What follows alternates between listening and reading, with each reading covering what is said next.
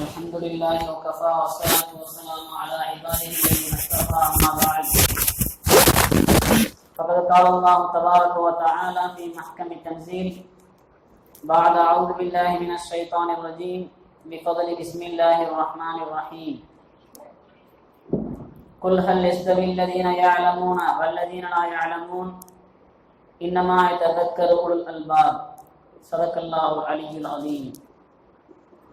قال نبينا صلى الله عليه وسلم إن مثل العلماء في الأرض كمثل النجوم في السماء يهتدى بها في ظلمات البر والبحر فإذا انتمست النجوم أوشك أن تضل الهداة أو كما قال عليه الصلاة والسلام. எல்லா புகழும் புகழ்ச்சிகளும் அகிலங்களின் அதிபதியான வல்ல அல்லாஹ்வுக்கு உரித்தாகட்டுமாக. அவனது சாந்தியும் சமாதானமும் நமது உயிருக்கும் உயிரான உயிரினும் மேலான கண்மணி நாயகம் முஹம்மது முஸ்தபா ரசூலுல்லாஹி ஸல்லல்லாஹு அலைஹி வஸல்லம் அன்னவர்கள் மீதும் அன்னாரின் வழிவாழ்ந்து வழிகாட்டிய வல்லல் நபியின் பாசறையிலே வார்த்தெடுக்கப்பட்ட வல்லல் நபி தோழர்கள் மீதும் தாபிஈன்கள் தபஅ தாபிஈன்கள் இமாம்கள் நாதாக்கள் ஷஹதாக்கள் சாலிஹீன்கள் குறிப்பாக இந்த ஜும்ஆவுடைய தினத்திலே அல்லாஹ்வின் அருளை பெற வேண்டி இங்கே அமர்ந்திருக்கின்ற நம் அனைவர்கள் மீதும் அல்லாஹ்வின் வற்றா கருணை என்றென்றும் குறைவின்றி நிறைவாகட்டுமாக. ஆமீன். கண்ணியமானவர்களே, அல்லாஹ்வுடைய மிகப்பெரிய கிருபை, நாம் துல்காதா ஷவ்வால் என்ற ஒரு மாதத்தை நிறைவு செய்துவிட்டு துல்காதா மாதத்தினுடைய முதல் ஜும்ஆவிலே நாம் அமர்ந்திருக்கின்றோம். அல்ஹம்துலில்லாஹ். நாம் சில தினங்களுக்கு முன்பாக ஒரு ஆலிமினுடைய வஃபாத் செய்தி கேள்விப்பட்டிருப்போம். நமது கீழக்கரையை சார்ந்த அருசியா என்று சொல்லப்படக்கூடிய ஒரு மதரசாவின் பேராசிரியர் அலி பாதுஷா மிஸ்பாஹி என்று ஜமாலி என்று சொல்லப்படக்கூடிய ஒரு ஆலிம் விபத்திலே மரணமடைந்து விட்டதாக நாம் கேள்விப்பட்டோம். அல்லாஹு தஆலா அவருடைய கபரை விசாலமாக்குவானாக. அல்லாஹு தஆலா அவருடைய எல்லா தேவைகள் அவருடைய குடும்பத்தினர்களுக்கு சபரன் ஜமீலா என்று சொல்லப்படக்கூடிய அழகிய பொறுமையை வழங்கியருள்வானாக. ஆமீன். அன்பானவர்களே, ஒரு ஆலிமினுடைய மரணம் என்பது எவ்வளவு பெரிய இழப்பிற்குரியது என்பதை நாம் சிந்தித்து பார்க்க வேண்டும். ஒரு ஆலிம் மௌத்தாகுவது என்பது, மரணமாகுவது என்பது, அதை பற்றி சொல்லுவார்கள் மௌத்துல் ஆலிமி மௌத்துல் ஆலம் என்பதாக சொல்வார்கள். ஒரு ஆலிமினுடைய மரணம் அகிலமே மரணம் அடைந்ததற்கு சமமானது. ஒரு ஆலிம் அவர்கள் இந்த உலகத்தை எவ்வாறு தீன் என்று சொல்லப்படக்கூடிய இஸ்லாம் என்று நம்மால் போற்றப்படுகிற அந்த இஸ்லாமிய மார்க்கம் எப்பொழுது இந்த பூமியிலே நடைபெற்று இருக்குமோ, கடைசி சொட்டு வரை எப்பொழுது இஸ்லாமும் தீனும் பாதுகாப்பாக இந்த உலகத்திலே இருக்குமோ அதுவரைதான் இந்த உலகம் நிலைத்திருக்கும். சூரியன் சந்திரன் ஆகிய அனைத்து கோள்களும் இயங்கிக் கொண்டிருக்கும். எப்பொழுது இஸ்லாத்தினுடைய வாழையே இல்லாத அளவிற்கு இந்த உலகத்திலே துனியாவுடைய ஆசைகளும் துனியாவும் மிகைத்து போய்விடுகிறதோ அப்பொழுது அல்லாஹ் தஆலா கியாமத் என்று சொல்லப்படக்கூடிய அழிவை அல்லாஹ் தஆலா இந்த உலகத்திலே உண்டு பண்ணி விடுவான்.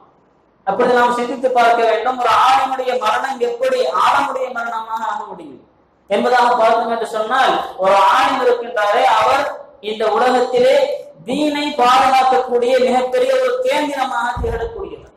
ஒரு ஆலிம் இருக்கின்றார் என்று சொன்னால் அவர் இந்த தீனுல் இஸ்லாத்தை மக்களுடைய மனதிலே பாதுகாப்பை தரக்கூடியவர். அந்த தீனுல் இஸ்லாம் மக்களுக்கு மத்தியிலே பரவலாக நடைமுறைக்கு வருவதிலே அவர் மிகப்பெரிய ஒரு உந்து விசையாக இருந்து கொண்டிருக்கிறார். ஒரு ஆலிம் அந்த மஹல்லாவாசிகளுடைய அந்த பகுதிகளுடைய மக்களுடைய அந்த நன்மை தீமைகளை பிரித்து சொல்வதிலே அவர் மிகப்பெரிய ஒரு தனி பங்கு வகிக்கிறார். எது ஹராம் எது ஹலால் என்று மக்களுக்கு சொல்லித் தரக்கூடிய மிகப்பெரிய ஒரு பொறுப்பு அந்த ஆளுங்களுக்கு அங்கே இருக்கிறது. இப்படி எந்த வகையிலே பார்த்தோம் என்று சொன்னாலும் ஒரு ஆலிம் இந்த தீனை அவர் பாதுகாப்பதிலே மிகப்பெரிய ஒரு பொறுப்புதாரியா இருக்கிறார். எப்பொழுது இந்த தீன் பாதுகாக்கப்படுகிறதோ அதுவரை இந்த உலகம் பாதுகாக்கப்பட்டிருக்கும். எப்பொழுது தீன் இந்த உலகத்தை விட்டு சென்று விடுகிறதோ அப்பொழுது இந்த உலகமும் கண்டிப்பாக அழிவை நோக்கி சென்று விடும் என்பதை நாம் பார்க்கும் பொழுது மௌத்துல் ஆலிம் மௌத்துல் ஆலம் என்று சொல்லப்படக்கூடிய அந்த வார்த்தைகள் உண்மையானது என்பதை நாம் விளங்க முடிகிறது. ஒரு ஆளுமையுடைய மரண ஒரு ஆளும் எந்த இடத்திலே வாழுகின்றாரோ அந்த இடமும் வாழ்ந்து கொண்டிருக்கும். எப்பொழுது ஒரு ஆளும் அந்த இடத்தை விட்டு மாண்டு போகின்றாரோ அந்த இடமும் மாண்டு போகிறது என்பதாக கவிஞர்கள் சொல்லுவார்கள். அன்பானவர்களே, ஒரு ஆளுமனுடைய அந்த மிகப்பெரிய ஒரு பொறுப்பு என்னவென்று சொன்னால், அவர்களுடைய கடமை, அவர்களுடைய சிறப்பு என்னவென்று சொன்னால், அல்லாஹ் தஆலா குர்ஆனிலே சொல்லி காட்டுவான், குல் ஹல் யஸ்தவில் லதீன யஅலமூன வல்லதீன லா யஅலமூன். இந்த உலகத்திலே உள்ள மக்களை பார்த்து அல்லாஹ் தஆலா கேட்பான், அறிவுள்ளவர்களும் அறிவில்லாதவர்களும் சமமாவார்களா என்பதாக அல்லாஹ் தஆலா கேட்பான். அறிவுள்ளவர்களும் அறிவில்லாதவர்களும் எப்படி சமமாக மாட்டார்கள் என்பதை அல்லாஹ் தஆலா கேள்வி தொடுக்கும் விதமாக அல்லாஹ் தஆலா கேள்வியை கேட்பான். அப்பொழுது நாம் நம்முடைய சிந்தனையிலே வர வேண்டியது என்னவென்று சொன்னால், ஒரு ஆளுமையுடைய கண்ணியம் எந்த அளவிற்கு நாம் இன்றைக்கு நம்முடைய மனதிலே நாம் இருத்தி வைத்திருக்கின்றோம், நம்முடைய மனதிலே என்னை பேணி நடந்து கொண்டிருக்கிறோம் என்பதை நாம் சிந்தித்து பார்க்க வேண்டும். தாவூஸ் ரஹ்மத்துல்லாஹி அலைஹி என்று சொல்லப்படக்கூடிய ஒரு இமாம் சொல்லுவார்கள், 4 நபர்களை கண்ணியப்படுத்துவது சுன்னத்தான விஷயம். 4 நபர்களை கண்ணியப்படுத்துவது சுன்னத்திலே கட்டப்பட்டது. அதிலே முதலாம் நபர் ஆலிம். எப்பொழுது ஆலிம் அந்த இடங்களிலே அவர் கண்ணியப்படுத்தப்படுகிறாரோ அப்பொழுது அந்த இடம் முழுக்க அல்லாஹ்வினால் கண்ணியப்படுத்தப்படக்கூடிய இடமாக மாறிவிடுகிறது.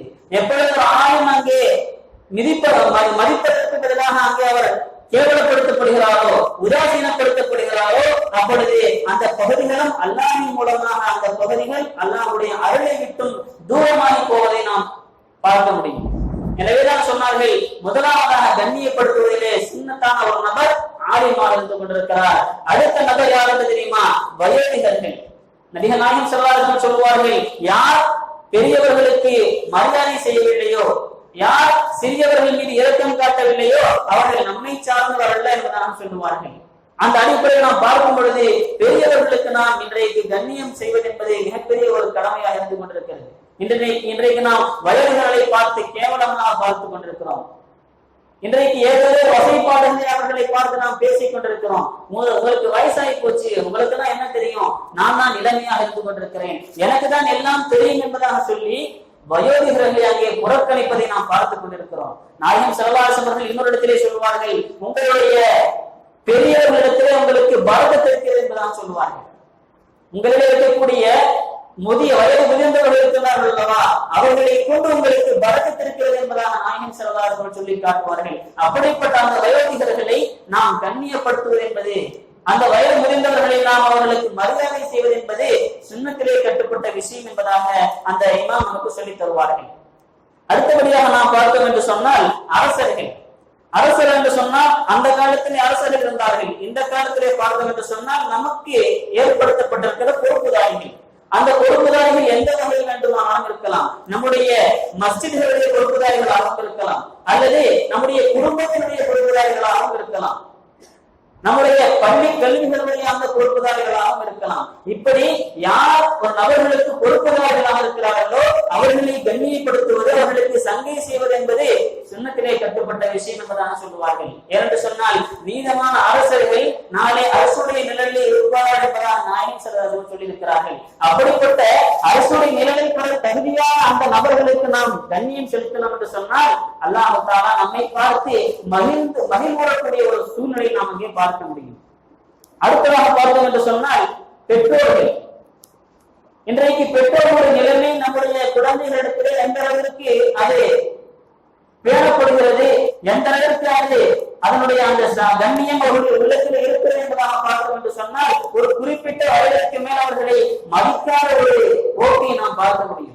ஏனென்று தெரியுமா, அவர்களுக்கு நாம் சிறு வயது முதலாக தீனை கற்றுக் கொடுக்காததன் காரணமாக அவருடைய உள்ளத்திலே தாய் தந்தையுடைய மதிப்பை அல்லாஹ் சொல்லியிருக்கிறார்கள் என்று நாம் உணர்த்தாததின் விளைவாக நான் என்னுடைய குழந்தையை பாசமாக பார்க்கிறேன், நான் என்னுடைய குழந்தைக்கு நான் எதை வேண்டுமானாலும் கேட்டால் வாங்கி தந்துவிடும் என்பதாக நாம் இன்றைக்கு பெருமை பேசித்திருக்கிறோம். சிறு வயது முதலாக அவன் ஒரு கட்டத்திற்கு மேல் செல்லும் பொழுது அவன் நம்மை எப்படி பார்க்கணும் என்று சொன்னால், இவரை கொண்டு நமக்கு ஒன்றுமாக போவதில்லை, நாம் தனியாக நம்முடைய நம்முடைய அந்த நிலைக்கு, நம்முடைய அந்த உயர்வுக்கு நாம் தான் காரணம் என்பதாக சொல்லி அவன் நேர்மறையாக எதிர்மறையாகத்தான் அவன் புரிவானே தவிர, நம்முடைய தந்தை நமக்கு நம்முடைய சிறு வயதிலே அவர்கள் நமக்கு சங்கை செய்தார்கள், எனவே அல்லாஹ் ரசூல் சொன்னதன் அடிப்படையிலே நாமும் அவர்களுக்கு சங்கை செய்ய வேண்டும் என்ற ஒரு நிலை அங்கே இல்லாமல் போய்விடுவதை நாம் பார்க்கிறோம்.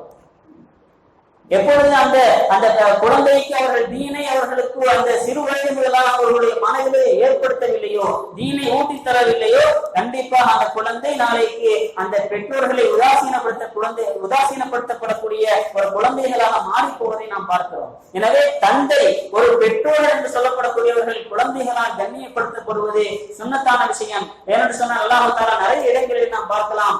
அல்லாஹ் குர்ஆனிலே சொல்லும் பொழுது, நீங்கள் அல்லாஹ்விற்கு இணை வைக்காதீர்கள் என்பதாக அல்லாஹ் தஆலா சொல்லி அடுத்த வார்த்தையிலே சொல்லுவான், நீங்கள் உங்களுடைய பெற்றோர்களுக்கு நீங்கள் மரியாதையாக நடந்து கொள்ளுங்கள்.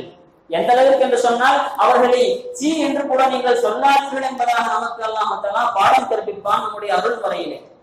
இப்படி பேணி பாதுகாக்கப்படக்கூடியவர்கள் நம்முடைய பெற்றோர்கள். ஆனால் இன்றைக்கு நிலைமைகள் ஒரு கட்டத்திற்கு மேல் நமக்கு மனைவி வந்துவிட்டது என்று சொன்னால் நாம் நம்முடைய பெற்றோர்களை அந்த மனைவியுடைய பேச்சை கேட்டு அவர்களை நாம் ஒதுக்கிவிடக்கூடிய ஒரு சூழ்நிலை. நாளைக்கு இதே நிலை நமக்கும் வரும் என்ற ஒரு சிந்தனையே இல்லாமல் நாம் என்ன செய்திருக்கிறோம், நம்முடைய மனைவியுடைய பேச்சை கேட்டு நாம் நம்முடைய பெற்றோர்களை அங்கே ஒதுக்கி வைத்து விடுகிறோம். அவர்களை விட்டு நாம் ஒதுங்கிக் கொள்கிறோம், அதை ஒதுக்கி வைத்து விடுகிறோம். அல்லது அவர்களை முதியோர்களின் இல்லத்திலே நாம் சேர்த்து விட்டு நாம் இங்கே சந்தோஷமாக இருந்து கொண்டிருக்கிறோம். வீட்டிலே எப்படி அவர்களை ஒதுக்கி விட்டு வீட்டிலே சந்தோஷம் என்பதை நாம் எப்படி எதிர்பார்க்க முடியும்? நாயகன் சொன்னார்களே, அல்லாஹ் பெரியவர்களுடைய அந்த தொடர்பிலே உங்களுக்கு பரக்கத்து இருக்கிறது என்பதாக நாம் அந்த பரக்கத்தை நம்மை விட்டு ஒதுக்கி வைத்து விட்ட பிறகு நமக்கு இன்னும் பரக்கத்தே இல்லை வியாபாரத்திலே, இன்னும் பரக்கத்தே இல்லை என்னுடைய குடும்பத்திலே என்பதாக சொல்லி எப்ப பார்த்தாலும் பிரச்சனை என்பதாக சொல்கிறோமே, இதுவெல்லாம் காரணம் என்னவென்று தெரியுமா? நாம் பரக்கத்துகளை நம்மை விட்டு அப்புறப்படுத்தி வைத்திருப்பதுதான் காரணம். எனவே கண்ணியப்படுத்தப்படுவதிலே மிக முதன்மையானவர்கள் யார் என்று சொன்னால் அந்த பெற்றோர்களை நாம் கண்ணியம் செய்வதுதான். எனவே நாம் இந்த அடிப்படையிலே பார்க்கும் பொழுது ஆலிம்கள் என்று சொல்லப்படக்கூடியவர்கள் இது போன்ற விஷயங்களை நமக்கு அவ்வப்போது நம்முடைய தேவைக்கேற்ப நமக்கு சொல்லித் தருகிறார்கள். சத்தியம் எது, அசத்தியம் எது என்பதாக நமக்கு மத்தியிலே அவர்கள் பிரித்து தரம் பிரித்தவர்கள் நமக்கு தருகின்றார்கள் அல்லவா? அந்த ஆலிம்களை நாம் பேணி பாதுகாப்பது, அந்த ஆலிம்களை நாம் கண்ணியப்படுத்துவது என்பது அல்லாஹும் ரசூலும் விரும்பிய ஒரு விஷயம். அல்லாஹும் ரசூலும் அவர்கள் மகிழ்வுறக்கூடிய ஒரு விஷயமாக இருந்து கொண்டிருக்கிறது. ஏனென்று சொன்னால் ஆலிம் என்பவர்கள் யார் என்று சொன்னால் அல்லாஹ் எந்த காரணத்தை கொண்டு ரசூல்மார்களை இந்த உலகத்தில் அனுப்பினானோ, எந்த இல்மை கொண்டு ரசூல்மார்களை இந்த உலகத்தில் அனுப்பினானோ, நபிமார்களை எந்த நோக்கத்தை கொண்டு அனுப்பினானோ அந்த நோக்கத்தை இன்றளவிலும் பூர்த்தி செய்து கொண்டிருக்கக்கூடியவர்கள் இந்த உலமாக்கள். அல்லாஹ்வுடைய அந்த வஹீயுடைய இல்முகளை, நபிகளார் ஸல்லல்லாஹு அலைஹி வஸல்லம் அந்த ஹதீஸ்களுடைய அந்த விளக்கங்களை நமக்கு நம்முடைய அந்த தேவைக்கேற்ப நம்முடைய சூழ்நிலைகளுக்கு ஏற்ப நமக்கு தருகின்றார்கள் அல்லவா? இதுவே நாயகம் ஸல்லல்லாஹு அலைஹி வஸல்லம். இதனால் தான் நாயகம் ஸல்லல்லாஹு அலைஹி வஸல்லம் சொன்னார்கள் என்னவென்று, உலமாக்கள் இன்னல் உலமா வரசத்துல் அன்பியா என்பதாக சொல்லி காட்டுவார்கள். உலமாக்கள் யார் என்று சொன்னால் நபிமார்களுடைய வாரிசுகள் என்பதாக நமக்கு சொல்லித் தருவார்கள். மேலும் ஒரு ஹதீஸில் நாயகம் ஸல்லல்லாஹு அலைஹி வஸல்லம் சொல்லுவார்கள், ஒரு ஆலிம் இருக்கின்றார்கள் அல்லவா, அந்த ஆலிமுக்கு இந்த உலகத்திலே உள்ள அனைத்து விஷயங்களும் அவர்களுக்கு துஆ செய்து கொண்டிருக்கிறது. எந்த அளவுக்கு என்று சொன்னால் கடலில் உள்ள மீன்களும் கூட அவர்களுக்கு துஆ செய்து கொண்டிருக்கிறதை நாம் பார்க்க முடியும். நாம் நம்முடைய குழந்தைகளை மக்தபிற்கு அனுப்புகின்றோமே, இந்த மக்தபிற்கு அனுப்பக்கூடிய அந்த சூழ்நிலையும் அவர்கள் அந்த இல்முகளை படித்துக் கொள்ளக்கூடிய ஒரு நிலைமையிலே அவர்கள் இருந்து கொண்டிருக்கிறார்கள். அவர்கள் அந்த இல்முகளை படிக்க வரும் பொழுது அவர்கள் மலக்குமார்களுடைய இறக்கைகளில் இருக்கிறார்கள் என்பதாக நாம் ஹதீஸ்களின் வாயிலாக பார்க்க முடிகிறது. இப்படி நமக்கு நம்முடைய அறியா புறங்களிலிருந்து அந்த உலமாக்களுக்கு அந்த மார்க்கத்தை கற்று தேர்ந்தவர்களுக்கு அல்லாஹ் தஆலா அவர்களுக்கு மக்ஃபிரத்தை வழங்குகிறான், அவர்களுக்கு கண்ணியத்தை வழங்குகிறான் என்பதை நாம் பார்க்க முடியும். மேலும் அந்த ஹதீஸுடைய தொடர்பை நாயகம் ஸல்லல்லாஹு அலைஹி வஸல்லம் சொல்லி காட்டுவார்கள், ஒரு ஆலிமுடைய சிறப்பு என்னவென்று தெரியுமா? ஒரு ஆலிமுடைய சிறப்பு என்னவென்று சொன்னால், இந்த வானத்திலே எல்லா நட்சத்திரங்களும் எல்லா விதமான அந்த நட்சத்திரங்களுக்கு மத்தியிலே எப்படி அந்த சந்திரன் எப்படி அது பிரகாசமாக தெரிகின்றதோ, எப்படி அது தனித்துவமிக்கதாக தெரிந்து கொண்டிருக்கிறதோ, அதனை போலத்தான் இந்த உலகத்திலே ஒரு ஆலிமுடைய மதிப்பு ஆபிதை காட்டிலும் மிகப்பெரிய ஒரு சிறந்தது என்பதாக நமக்கு நாயகம் ஸல்லல்லாஹு அலைஹி வஸல்லம் சொல்லி காட்டுவார்கள். அன்பானவர்களே, எனவேதான் நமக்கு இந்த உலமாக்கள் என்பவர்கள் நமக்கு இஸ்லாத்தினுடைய அந்த கேந்திரங்களாக திகழ்ந்து கொண்டிருக்கிறார்கள். நான் ஏன் இந்த உலமாக்களை இப்படி நாம் பெருமையாக சொல்கின்றோம் என்று சொன்னால், நாம் இந்த கண்ணியங்களை, இந்த சிறப்புகளை எப்பொழுது நம்முடைய உள்ளத்திலே நாம் வாங்கிக் கொள்கிறோமோ, எப்பொழுது இந்த கண்ணியங்களை, இந்த சிறப்புகளை நாம் அறிந்து கொள்கிறோமோ, அப்பொழுது என்ன ஆகும் தெரியுமா? நாம் நம்முடைய குழந்தைகளை இது போன்ற சிறப்பிற்குரியவர்களாக ஆக்க வேண்டும் என்ற எண்ணம் உண்டாகும். எப்பொழுது ஆலிம்களுடைய சிறப்பு முதலில் நமக்கே தெரியவில்லையோ, ஆலிம்களுடைய அந்த கண்ணியம் நம்முடைய உள்ளத்திலே இல்லையோ, நம்முடைய குழந்தைகள் ஆலிமாக வேண்டும் என்று விரும்புவதும் அங்கே தவறாக முடிகிறது. அந்த குழந்தைகளுக்கும் அந்த ஆசையே இல்லாமல் போகிறது. எனவேதான் ஆலிம்களுடைய சிறப்புகள் என்ன என்பதாக முதலில் நாம் தெரிந்து கொள்ள வேண்டும். பிறகு நம்முடைய குழந்தைகளுக்கு அதன் ஆர்வத்தை ஊட்ட வேண்டும். அப்பொழுதுதான் அவர்கள் மதரசாவிற்கு வருவது, மதரசாவிலே இல்முகளை கற்றுக்கொள்வது. அது மட்டுமல்லாமல் இந்த மக்தபுகளோடு நின்று விடாமல் நாளை மிகப்பெரிய மதரசாக்கள் என்று சொல்லப்படக்கூடிய அரபிக் கல்லூரிகளிலே சென்று மிகப்பெரிய ஒரு ஆலிமாக, தரமிக்க ஒரு ஆலிமாக உருவாக வேண்டும் என்று சொன்னால் முதலிலே ஆலிம்களுடைய சிறப்பை நம்முடைய உள்ளத்தில் நாம் கொண்டு வர வேண்டுமா இல்லையா? நவேலான நாயகம் ஸல்லல்லாஹு சொல்லி காட்டுவார்கள், இந்த ஆலிம்களுடைய சிறப்பு என்னவென்று சொன்னால், நாயகம் ஸல்லல்லாஹு ஒரு முறை சபையிலே அமர்ந்திருப்பார்கள். சபையிலே அமர்ந்திருக்கும் பொழுது சஹாபாக்கள் நாயகம் ஸல்லல்லாஹு வானத்தை நோக்கி பார்ப்பார்கள். வானத்தை நோக்கி பார்த்துவிட்டு சொல்வார்கள், இது இல்மு கைப்பற்றப்படக்கூடிய நேரம் வந்துவிட்டது என்பதாக சொல்லுவார்கள். இல்மு கைப்பற்றக்கூடிய ஒரு நேரம் வந்துவிட்டது என்பதாக சொல்லுவார்கள். அப்பொழுது சஹாபாக்கள் எல்லாம் ஆச்சரியத்தோடு கேட்பார்கள், யா ரசூலல்லாஹ், நாங்கள் குர்ஆனை ஓதிக் கொண்டிருக்கிறோம், நாங்கள் எங்களுடைய குழந்தைகளுக்கு கற்றுக் கொடுத்துக் கொண்டிருக்கிறோம், எங்களுடைய மனைவி மக்கள் குர்ஆனை ஓதிக் கொண்டிருக்கிறார்கள், எங்களிடத்திலே வேதம் இருக்கக்கூடிய நிலையிலே எப்படி இந்த இல்மு கைப்பற்றப்படும் என்பதாக சஹாபாக்கள் எல்லாம் அங்கே நாயகம் ஸல்லல்லாஹு அலைஹி கேள்வி கேட்பார்கள். அப்பொழுது நாயகம் ஸல்லல்லாஹு அலைஹி சொல்லுவார்கள், இல்மு கைப்பற்றப்படுவது என்பது எப்படி தெரியுமா? இல்மு கைப்பற்றப்படுவது என்பது அந்த இல்மு உடையவர்கள் அங்கே கைப்பற்றப்படுவதுதான் இல்மு கைப்பற்றப்படுவதற்குரிய அந்த ஒரு நிலை என்பதாக சொல்லி காட்டுவார்கள். எப்பொழுது ஆலிம்கள் இல்லாமல் போய்விட்டார்களோ இல்முக்கு அங்கே வேலை இல்லாமல் போய்விடும். எப்பொழுது இல்முக்கு அங்கே வேலை இல்லையோ அப்பொழுது மக்கள் எல்லாம் என்ன செய்வார்கள் தெரியுமா? அவர்கள் அறிவியினர்களை, அறிவே இல்லாத அந்த நபர்களை தங்களுக்கு தலைவர்களாக தேர்ந்தெடுத்துக் கொள்வார்கள். எப்பொழுது அறிவே இல்லாத தலைவர்கள் அந்த சமூகத்திலே வந்து விடுகிறார்களோ அப்பொழுது என்ன ஆகும் தெரியுமா? அவர்கள் தங்களுடைய மனதிற்கு ஏற்றவாறு, தங்களுடைய மனம் எதை சொல்லுகிறதோ, தங்களுடைய நஃப்ஸ் எதனை வழிகாட்டுகிறதோ அந்த வழிகாட்டுதலின்படி மக்களுக்கு தீர்ப்பளிப்பார்கள். அப்படி தீர்ப்பளிக்கக்கூடிய சமயத்திலே அவர்கள் வழிதவறி போவார்கள். அந்த ஏற்படுத்தப்படக்கூடிய அந்த அந்த அறிவில்லாத அந்த நபர்கள் என்ன செய்வார்கள் தெரியுமா? தாம் வழிவிடுவது மட்டுமல்லாமல் தங்களுடைய சாரண அந்த சமூகத்தையும் சேர்ந்து வழிவிடுப்பார்கள். எனவேதான் இல்மு கைப்பற்றப்படுவது என்பது அந்த பகுதியிலே வாழக்கூடிய, அந்த உலகத்திலே வாழக்கூடிய உலமாக்கள் அங்கு இல்லாமல் போவதுதான் அந்த இல்மு கைப்பற்றப்படக்கூடிய அடையாளம் என்பதாக சொல்லி காட்டினார்கள். மேலும் ஒரு அடையாளத்தை சொல்லி காட்டினார்கள், எப்பொழுது இல்மு கைப்பற்றப்பட்டு விடுகிறதோ அப்பொழுது அதனுடைய அடையாளம் என்னவென்று தெரியுமா? அதனுடைய அடையாளம் தொழக்கூடிய நபர்களுடைய உள்ளத்திலே இறையச்சம் என்பதே இல்லாமல் போய்விடும் என்பதாக சொல்லி காட்டுகிறார்கள்.